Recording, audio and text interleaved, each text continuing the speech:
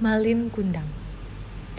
Pada zaman dahulu, hiduplah seorang janda bersama seorang anak laki-laki di perkampungan Pantai Air Manis, Padang, Sumatera Barat.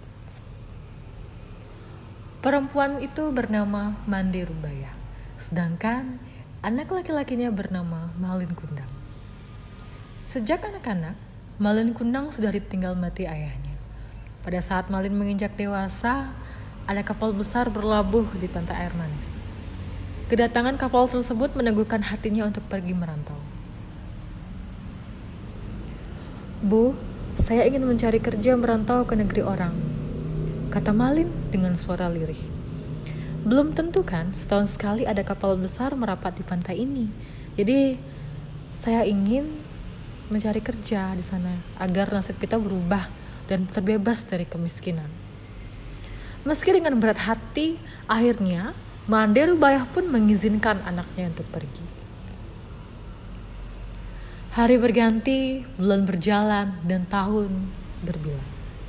Malin telah pergi meninggalkan kampungnya tanpa pernah memberi kabar kepada ibunya. Pada suatu hari, sebuah kapal besar berlabuh di Pantai Air Manis. Melihat hal itu, Mande Rubaya ikut berdesakan mendekati kapal tersebut. Ia sangat yakin bahwa lelaki muda itu adalah anaknya, Malin Kundang. Tanpa canggung, ia langsung memeluk Malin erat-erat, seolah takut kehilangan anaknya lagi. Lalu ia pun menyapa Malin dengan suara serak karena menangis.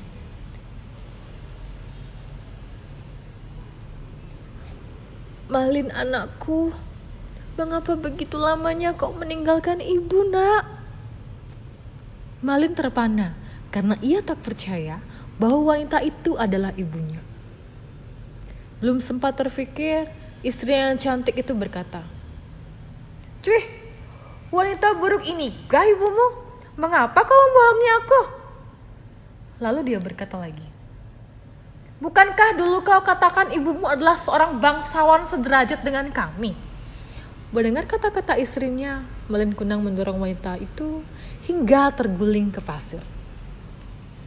Mande Rubaya berkata lagi, Malin anakku, aku ini ibumu, nak." Malin Kundang tidak menghiraukan perkataan ibunya. "Hai perempuan tua, ibuku tidak sepertimu. Engkau tampak sangat miskin dan kotor," kata si Malin sambil mendorong wanita tua itu hingga terkapar pingsan.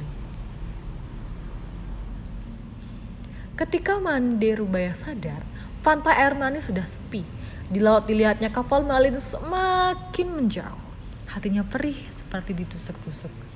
Tangannya ditengadahkan ke langit.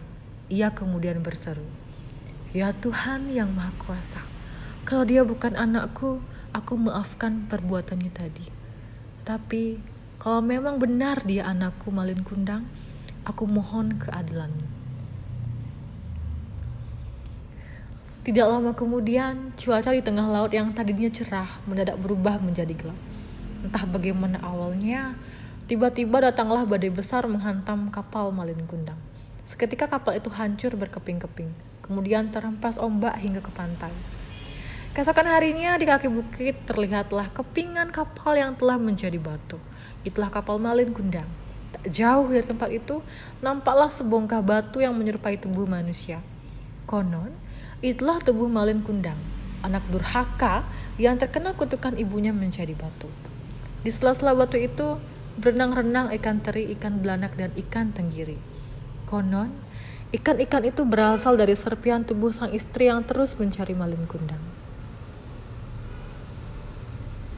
Jadi, pesan moral dari legenda cerita Malin Kundang ini adalah kisah Malin Kundang merupakan kisah seorang anak yang durhaka kepada ibu kandungnya.